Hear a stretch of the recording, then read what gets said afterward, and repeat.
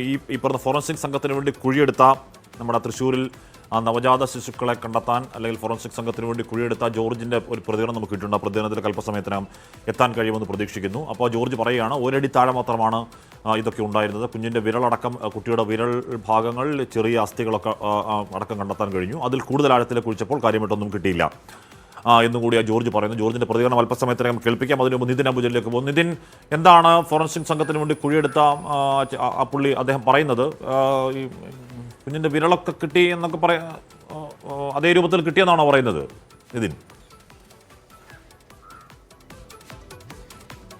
ഹാഷ്മി, എന്തായാലും ഈ ഫോറൻസിക് സംഘത്തിന്റെ പരിശോധനയിൽ നിർണായക വിവരങ്ങൾ കണ്ടെത്തിയെന്നാണ് ഇപ്പോൾ ഈ ഫോറൻസിക് സംഘത്തിന് വേണ്ടി കുഴിയെടുത്ത ജോർജ് അല്പസമയം തന്നെ 24 വ്യക്തമാക്കിയിരിക്കുന്നത്. കൈവിരലിന്റെ അസ്ഥിയും അതോടൊപ്പം തന്നെ മറ്റ് എല്ലിൻ കഷ്ണങ്ങളും കിട്ടിയെന്നാണ് ജോർജ് നേരത്തെ 24 ഇപ്പോൾ വ്യക്തമാക്കിയിരിക്കുന്നത്. ഏതാണ്ട് ഒരടിയോളം കുഴിച്ചു, മറ്റ് അവശിഷ്ടങ്ങൾ കണ്ടെത്താൻ കഴിഞ്ഞിട്ടില്ല. കൈവിരലിന്റെ അസ്ഥിയും അതോടൊപ്പം തന്നെ കൈയുടെ ഏതാണ്ട് ഈ ഭാഗത്തുള്ള എല്ലുകളാണ് കണ്ടെത്തിയതാണ് ഇപ്പോൾ ജോർജ് നേരത്തെ 24 വ്യക്തമാക്കിയിരിക്കുന്നത്. എന്തായാലും ഫോറൻസിക് സംഘത്തിന്റെ പരിശോധന ഇപ്പോഴും തുടരുകയാണ്. തെളിവുകൾ ശേഖരിച്ചുള്ള നടപടികൾ, മറ്റ് അവശിഷ്ടങ്ങൾ, പ്രത്യേകിച്ച് മുടിയോ അല്ലെങ്കിൽ മറ്റ് സാമ്പിളുകളോ കിട്ടുമോ എന്നുള്ളൊരു പരിശോധന ഫോറൻസിക് സംഘത്തിന്റെ ഭാഗത്ത് ഇപ്പോൾ തുടരുകയാണ്. എന്തായാലും നേരത്തെ തന്നെ വെല്ലുവിളി ഉയർന്നൊരു ചോദ്യമായിരുന്നു 2021 നടന്ന കൊലപാതകം. അതിനുശേഷം മൃതദേഹം അവിടെ കുഴിച്ചുമൂടുന്നു. പിന്നീട് ഈ ഒരു അവസരത്തിൽ, ഇപ്പോഴത്തെ ഈ ഒരു ഘട്ടത്തിൽ എന്തെങ്കിലും തരത്തിലുള്ള തെളിവുകൾ ലഭിക്കുമോ എന്നൊരു ആശങ്കയെല്ലാം തന്നെ അന്വേഷണ സംഘത്തിനുണ്ടായിരുന്നു. പക്ഷേ എന്തായാലും തെളിവുകൾ ശേഖരിക്കുന്ന നടപടിയിൽ കടന്നപ്പോൾ അന്വേഷണ സംഘത്തിന് അല്പം ആശ്വാസകര കാര്യം, കുട്ടിയുടെ തെളിവുകൾ ഇതിനെ ഇപ്പോൾ എത്താവേ നമ്മൾ നേരത്തെ പറഞ്ഞ ആ കുഴിയെടുത്ത ഫോറൻസിക് സംഘത്തിന് വേണ്ടി കുഴിയെടുത്ത ജോർജ് നമ്മളോട് സംസാരിച്ച ആ പ്രതികരണം ഒന്ന് കേൾക്കാം.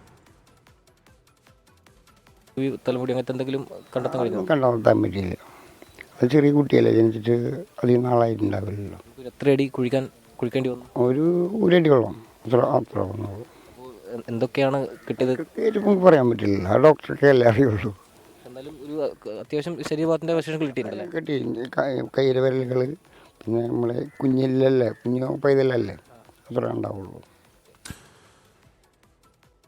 ഓക്കെ, അപ്പോൾ നിതിൻ അംബുജൻ തുടരുന്നു. നിതിൻ, അത് പ്രധാനമാണ്, ഈ കണ്ടെത്തൽ പ്രധാനമാണ്. കാരണം ഇത് 2021-ലും 2024-ലുമായി ഉണ്ടായ ഒന്നാണ്. 2024-ലേക്ക് അപ്പുറം 2021 കുറേ വർഷങ്ങൾ മുൻപോട്ട് കഴിഞ്ഞതാണ്. ഇതുവരെ ആരും ഒന്നും പുറത്തറിയാതിരുന്നതാണ്. അത് എന്താണ് ഒരു നിമിത്തം പോലെ അതിൽ പങ്കാളിയായി ഒരു യുവാവിനെ പോലീസിനോട് പറയുകയും അന്വേഷണം നടക്കുകയും ചെയ്യുന്നത്.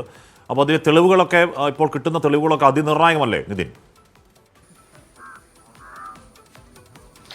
ഹാഷ്മി, തീർച്ചയായും ഈ ഘട്ടത്തിൽ കിട്ടുന്ന തെളിവുകളെല്ലാം നിർണായകമാണ്. കാരണം പോലീസിന്റെ പക്കലുള്ളത് പോലീസിന് കൈമാറിയ എല്ലിൻ കഷ്ണങ്ങൾ മാത്രമാണ്. പക്ഷേ അത് കൊലപാതകം നടത്തി എന്നുള്ള കുറ്റസമ്മത മൊഴിക്കപ്പുറം പോലീസിന് ചില തെളിവുകൾ കൂടി ശേഖരിക്കേണ്ടതുണ്ട്. അത് ഫോറൻസിക് സംഘത്തിന് ലഭിക്കുന്ന തെളിവുകളും അതോടൊപ്പം തന്നെ ഡിജിറ്റൽ തെളിവുകളുമാണ് ഈ ഘട്ടത്തിൽ നിർണായകമാവുക.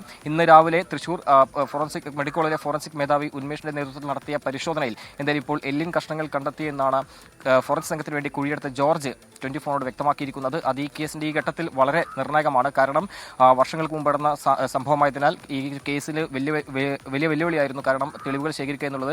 അതുകൊണ്ട് തന്നെ ഇപ്പോൾ ഏതാണ്ട് ഒരടിയോളം കുഴിച്ചപ്പോഴായിരുന്നു കുട്ടിയുടെ കൈവിരലിന്റെ അസ്ഥിയും അതോടൊപ്പം തന്നെ ഏതാണ്ട് കൈയുടെ ഒരു എല്ലിന്റെ കഷ്ണവും കിട്ടിയിരിക്കുന്നത്. എന്നാൽ മറ്റ് അവശിഷ്ടങ്ങൾ കണ്ടെത്താൻ കഴിഞ്ഞില്ല എന്നാണ് ഇപ്പോൾ ജോർജ് വ്യക്തമാക്കിയിരിക്കുന്നത്. പക്ഷേ ഫോറൻസിക് സംഘത്തിന്റെ ഒരു വിശദമായ പരിശോധന നടക്കുന്നുണ്ട്. ഏതെങ്കിലും തരത്തിലുള്ള സാമ്പിളുകൾ അവിടെ നിന്ന് കിട്ടുമോ എന്നുള്ളൊരു അന്വേഷണമാണ്, അല്ലെങ്കിൽ ആ ഒരു പരിശോധനയാണ് നടക്കുന്നത്. അല്പസമയത്തിനുമായി പരിശോധന പൂർത്തിയാക്കി പിന്നീട് ആമ്പല്ലൂരിലെ ഭവിന്റെ വീട്ടിലേക്ക് പോകും. ഭവിന്റെ വീട്ടിന് ഏതാണ്ട് സമീപത്തായി തന്നെയാണ് രണ്ടാമത്തെ കുട്ടിയെയും കുഴിച്ചിട്ടത്. അതുകൊണ്ട് തന്നെ ഈ രണ്ട് തെളിവുകൾ ശേഖരിച്ച ശേഷം മാത്രമേ ഒരു തുടർ നടപടിയിലേക്ക് പോവുകയുള്ളൂ. അങ്ങനെ സാഹചര്യ തെളിവുകളും മറ്റ് ഫോറൻസിക് സംഘത്തിന്റെ തെളിവുകളും ശേഖരിച്ച് മാത്രമേ ഈ കേസിനെ സംബന്ധിച്ചാണെങ്കിൽ ഏറെ അതിപ്രധാനമാണ്. അതുകൊണ്ട് തന്നെ ഈ ഒരു പ്രതികരണം, ജോർജിന്റെ പ്രതികരണം ഈ ഘട്ടത്തിൽ ഏറെ നിർണായകമാണ്. കാരണം നേരത്തെ തന്നെ സൂചിപ്പിച്ചിരുന്നു, വലിയ വെല്ലുവിളിയാകുന്ന ഒരു കേസിൽ 2021 നടന്ന സംഭവമാണ്. അത് മാത്രമല്ല നവജാത ശിശുവാണ്. ഏതെങ്കിലും തരത്തിലുള്ള ഒരു തെളിവുകൾ കിട്ടുമോ എന്നുള്ള ചോദ്യമുണ്ടായിരുന്നു. അങ്ങനെ ഒരു വെല്ലുവിളി എന്തായാലും അന്വേഷണത്തിന് മുമ്പിൽ ഉണ്ടായി. പക്ഷേ എന്തായാലും ആ കുഴിയിൽ തെളിവുകളുണ്ട്. ചെറിയ അസ്ഥികളും കുഞ്ഞിന്റെ വിരലിന്റെ ഭാഗങ്ങളൊക്കെ കണ്ടെത്തിയെന്നാണ് ജോർജ് പറഞ്ഞത്. അപ്പോൾ അതിൽ കൂടുതൽ പരിശോധന അങ്ങനെ മുന്നോട്ടേക്ക് നീങ്ങുകയാണ്. അപ്പോഴും അതിൽ ഉയരുന്ന ചില ചോദ്യങ്ങൾ, ഈ ഭവിൻ്റെ പങ്ക്,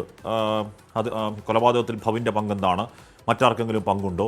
ഗർഭാവസ്ഥ അത്ര വിദഗ്ധമായി ഒളിച്ചു വെക്കാൻ കഴിയുന്നത് എങ്ങനെയാണ്? യൂട്യൂബ് നോക്കി പ്രസവിക്കാൻ പറ്റുന്നത് എങ്ങനെയാണ്? തുടങ്ങിയ സ്വാഭാവികമായി ആർക്കും ഉണ്ടാകുന്ന സംശയങ്ങൾ, ഉത്തരങ്ങളിൽ അവിടെ നിൽപ്പുണ്ട്. അല്പസമയത്തകം പോലീസ് അതിന് മറുപടി കണ്ടെത്തും എന്ന് തന്നെ പ്രതീക്ഷിക്കുകയും ചെയ്യാം.